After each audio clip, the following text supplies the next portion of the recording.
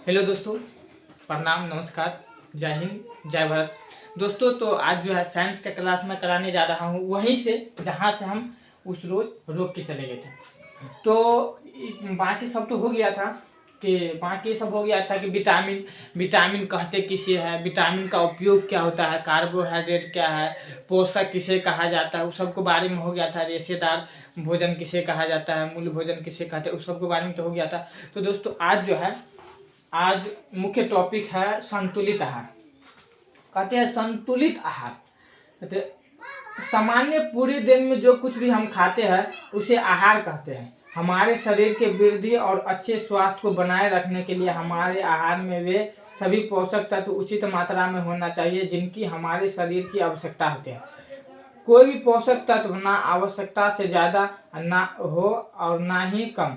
हमारे आहार में पर्याप्त मात्रा में रुक्षांश तथा जल भी होना चाहिए। इस प्रकार के आहार को संतुलित आहार कहते हैं। दोस्तों, संतुलित आहार उसे कहा जाता है संतुलित आहार उसे कहा जाता है जो कि हमें जो है भरपूर मात्रा में विटामिन दे, खनिज दे, लवण दे, तो लवण दे इत्यादि सभी प्रकार के पोषक तत्व दे।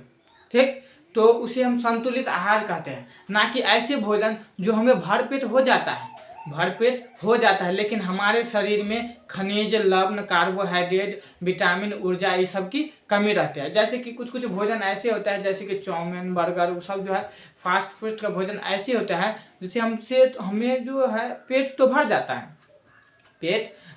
है, लेकिन हमारे शरीर में जिस चीज़ की आवश्यकता होती है, खनिज की, लवण की, कार्बोहाइड्रेट की, ये सब जो है ना पूर्ति नहीं कर पाते हैं। तो ऐसे भोजन को हम संतुलित आहार नहीं कर सकते हैं। हम संतुलित आहार ऐसे भोजन को कर सकते हैं जो हमारे भोजन में कार्बोहाइड्रेट, खनिज, लवण, वसा, प्रोटीन इस सब की जो है भरपूर मात्रा में उपस्थिति करावे। ठीक, तो जैसे कि चावल, दाल, मांस, मछली ये सब जो है भरपूर मात्रा में एकदम पूरा डेली कुछ होना चाहिए जो हमारे शरीर को ऊर्जा दे, खनिज दे, लवण दे इत्यादि। तो संतुलित भोजन उसे कहा जाता है। संतुलित भोजन उसे नहीं कहा जाता है जो काफ़ी एकदम पूरा भरपूर मात्रा में आप खा लिए और आपको शरीर में ऊर्जा ही नहीं है। ठीक, तो क्या आप सोचते हैं कि प्रत्येक आयु के वर्ग के एक ही प्रकार के आहार की आवश्यकता होती है? क्या आप यह भी सोचते हैं कि हमारा संतुलित आहार हमारे शारीरिक कार्य पर निर्भर करता है? एक सप्ताह की अवधि में आप जो भी खाते हैं उसका एक चार्ट तैयार कीजिए। जांच कीजिए कि प्रतिदिन जो भोजन आप करते हैं क्या उसमें सभी पोषक तत्व उपस्थित हैं। दाल, मूंगफली, सोयाबीन, अंकुरित बीज, मूंग, चना, किण्वित भोजन, दक्षिण भारतीय भोजन जैसे इडली, आटे का मिश्रण, मिस्सी रोटी, थेपला, अनाज व दालों से बना, केला, पालक, सत्तू, गुड़ उपलब्ध सब्जियां तथा इसी प्रकार के अन्य भोजन कई पोषक तत्व उपलब्ध कराते हैं। इसीलिए कोई व्यक्ति अल्प व्यय में संतुलित आहार खा सकता है। मतलब अल्प भोजन में भी आप संतुलित आहार को अपना शरीर में उपस्थित करा सकते हैं। और कुछ भोजन ऐसे होते हैं जिसे आप भरपूर मात्रा में लेकर भी आप अपना शरीर में पूर्ण रूप से संतुलित आहार को ग्रहण नहीं कर सकते हैं, क्योंकि कुछ भोजन ऐसा होता है जिसे आप ज़्यादा मात्रा में भी ग्रहण करने के बाद खनिज, लवण, बाकी अच्छा तत्व जो है आप अपने शरीर में पोषक तत्व जो है आप अपने शरीर में उपस्थित नहीं करा सकते हैं। लेकिन कुछ ऐसा भी भोजन है जिसे आप थोड़ा मात्रा में भी ग्रहण करके आप अपना शरीर में संतुलित आहार पोषक तत्व को उपस्थित करा सकते हैं। दाल, मूंगफली, सोयाबीन, अंकुरित बीज इत्यादि ये सब हो गया है। उचित प्रकार के भोजन करना ही पर्याप्त नहीं, उसे उचित तरीके से पकाना भी चाहिए ताकि इसके पोषक तत्व नष्ट ना हो। ठीक दोस्तों, तो कह रहा है कि भोजन प्राप्त करने तक नहीं होता है, उसको सही तरीका से पकाना भी चाहिए। जैसे कि आजकल में क्या करते हैं, बहुत सारा लोग ऐसे करते हैं कि उसे अच्छा एकदम टेस्टी बनाने के लिए सब्जी को क्या करते हैं एकदम पूरा अच्छे तरीके से नीक से भूज भाज देते हैं एकदम पूरा, जिससे क्या हो चहटगर हो, स्वादिष्ट बने। लेकिन आप जानते हैं कि इसके कारण इसमें जो अच्छा लाभदायक पदार्थ होता है, खनिज, लवण होता है, वो जो है नष्ट हो जाता है। इसीलिए हमें जो है ज़्यादा भूंज तल का भी भोजन नहीं खाना चाहिए। जो इसका उचित मात्रा है उसका ही उपयोग करना चाहिए और अच्छे तरीके से ही पकाना चाहिए, एकदम पूरा जला जुला कर नहीं खाना चाहिए, क्योंकि इससे जो है पोषक तत्व नष्ट हो जाते हैं। क्या आप जानते हैं कि पकाते समय कुछ पोषक तत्व नष्ट हो जाता है? छिलका उतार कर यदि सब्जियां और फलों को धोया जाता है तो यह संभव है कि उनके कुछ विटामिन नष्ट हो जाते हैं। सब्जियों और फलों के तत्व में कई महत्वपूर्ण विटामिन तथा खनिज लवण होते हैं। चावल और दालों के बारे में धोने से उनकी उपस्थिति विटामिन और कुछ खनिज लवण अलग हो सकते हैं। इसके बाद हम सभी जानते हैं कि पकाने से भोजन का स्वाद बढ़ता है तथा इसे पचाने में आसानी होते हैं। इसके साथ साथ पकाने में कुछ पोषक तत्व की हानि भी हो सकता है। यदि भोजन पकाने से अत्यधिक जल का उपयोग किया जाता है और बाद में उसे फेंक दिया जाता है तो कई लाभदायक प्रोटीन तथा खनिज लवणों की हानि होते हैं। पकाने में विटामिन सी आसानी से गर्मी से नष्ट हो जाता है। क्या यह उचित नहीं होगा कि हम अपने आहार में फल और कच्ची सामग्री को सम्मिलित करें? बुजुर्गों ने सोचा कि हर समय वसायुक्त खाना ही का सर्वोत्तम भोजन है। एक कटोरी कार्बोहाइड्रेट युक्त भोजन की अपेक्षा एक कटोरी वसायुक्त भोजन अधिक ऊर्जा देता है। यह ऐसा नहीं होता है। अतः उसने तली हुई चीजें, समोसा, पूरी, मलाई, रबड़ी, पेड़ा आदि प्रचुर वसायुक्त भोजन ही खाया और उसके अलावा कुछ नहीं खाया। क्या आप सोचते हैं कि वह ठीक था? निसंदेह नहीं। इतना अधिक वसायुक्त भोजन खाना हमारे लिए बहुत हानिकारक हो सकता है। हमारे भोजन में वसा की मात्रा अत्यधिक मोटापे के कारण हो सकता है। दोस्तों, आप सब ये सोचते होंगे कि वसा में बहुत ज़्यादा मात्रा में ऊर्जा होता है, तो हम वसा युक्त भोजन ज़्यादा खाएं।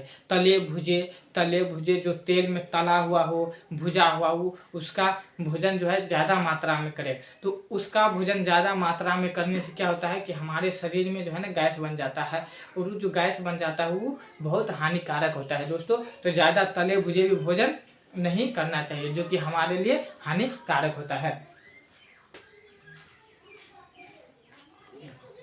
आप कहते हैं अभावजन्य रोग। अभावजन्य रोग किसे कहते हैं? अभावजन्य रोग किसे कहते हैं? दोस्तों, हम सब जानते हैं कि कुछ अभी भी हमारे भारत में ऐसे परिवार है जिसको भरपूर मात्रा में पोषक तत्व नहीं मिल रहा है, खाना पीना में बहुत दिक्कत हो रहा है। तो इसके कारण बहुत सारे लोग को जो है ना कई प्रकार की बीमारी होते हैं, और जो खनिज लवण विटामिन जो पोषक तत्वों के कारण रोग होता है ना, जो किसी भी पोषक तत्व के कारण रोग जो होता है उसे अभावजन्य रोग कहा जाता है। उस रोग को हम अभावजन्य रोग कहते हैं। तो देखते हैं अभावजन्य रोग कहते हैं। एक व्यक्ति खाने के लिए पर्याप्त भोजन पा रहा है, लेकिन कभी कभी उसके भोजन में किसी विशेष पोषण की कमी हो जाता है।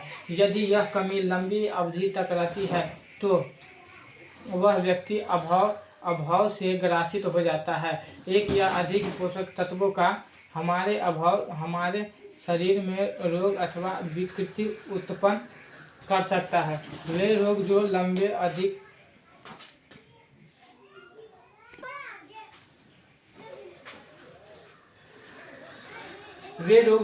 लंबी अवधि तक पोषकों के अभाव के कारण होते हैं उन्हें अभावजन्य रोग कहा जाता है। तो दोस्तों, अभावजन्य रोग किसे कहते हैं? अभावजन्य रोग मतलब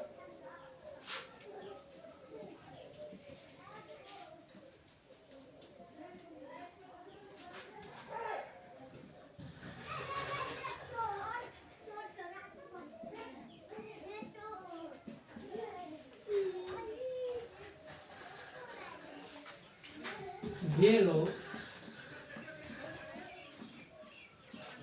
जो लंबी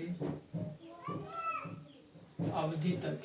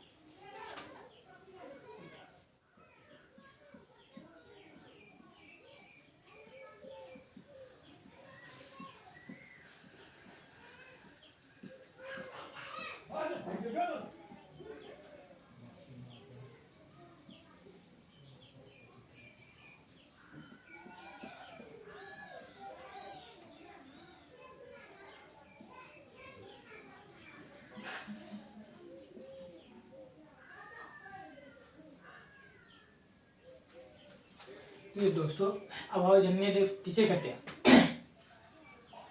वैसा रोग जो लंबी अवधि तक पोषकों के अभाव के कारण होता है। वैसा रोग जो लंबी अवधि तक पोषकों के अभाव के कारण होता है उसे अभावजन्य रोग कहते हैं। इसके बाद यदि कोई व्यक्ति अपने भोजन में पर्याप्त प्रोटीन नहीं ले रहा है तो उसे कुछ रोग हो सकते हैं, जैसे वृद्धि का अवरुद्ध होना, चेहरे पर सूजन, बालों के रंग का उड़ना, त्वचा की बीमारी और पेचिश आदि।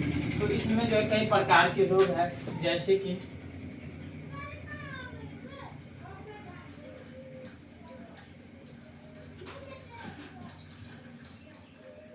चेहरे पर सूजन,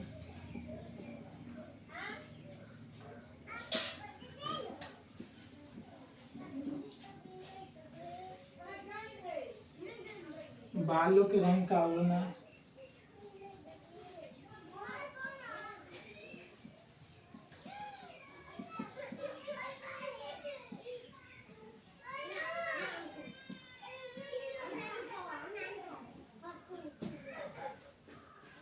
त्वचा की बीमारियां इत्यादि।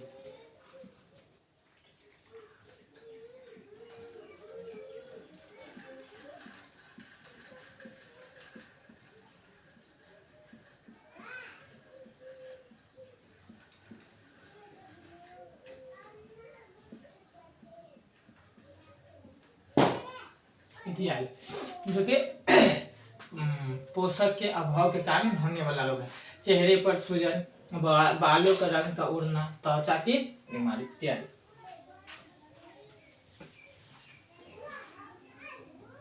यदि प्रोटीन तथा कार्बोहाइड्रेट दोनों ही किसी व्यक्ति के आहार से एक लंबे समय तक अनुपस्थिति रहे तो उसकी वृद्धि पूरी तरह से अवरुद्ध हो जाएगी। ऐसे व्यक्ति बहुत दुबला पतला हो जाएगा। वह इतना दुबला हो जाएगा कि चलने में भी असमर्थ होगा।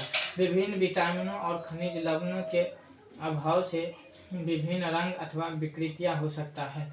इनमें से कुछ सारणी 1.3 में दर्शाए गए हैं। सारणी 1.3 में 1.3 में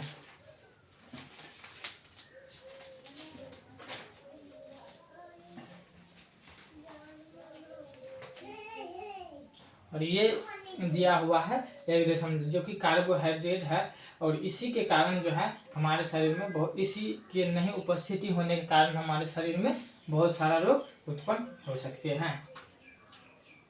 सभी अभावजन्य रोगों को रोकथाम संतुलित आहार लेने से ही किया जा सकता है। और यही अभाव सभी किसी भी प्रकार के जो अभाव रोग है तो उसको रोकने के लिए सबसे बड़ा बात है आप संतुलित आहार लीजिए। संतुलित आहार आप नहीं लीजिएगा तो इस अभावजन्य रोग का निवारण नहीं हो सकता है।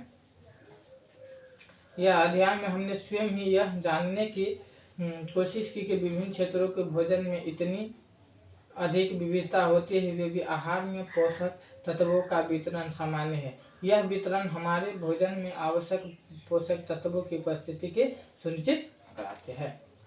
ठीक है दोस्तों, तो आज जो साइंस का फर्स्ट चैप्टर खत्म हो गया। इसके बाद मैं हर एक जिसका भी बाकी रह गया है उस सबको चैप्टर को कराएंगे। इसके बाद दूसरा चैप्टर शुरू करेंगे। दोस्तों, तो एक और बात हम आप लोगों से कहना चाहते हैं कि मैं जो हूँ सिर्फ एक गांव में बनाता हूँ, और गांव में जो है थोड़ा शोर शराबा होता रहता है। मैं जो वीडियो गांव में बनाता हूँ और गांव में थोड़ा शोर शराबा होता रहता है, तो इसके लिए मैं आप सभी से क्षमा प्रार्थना हूँ। जय हिंद, जय भारत।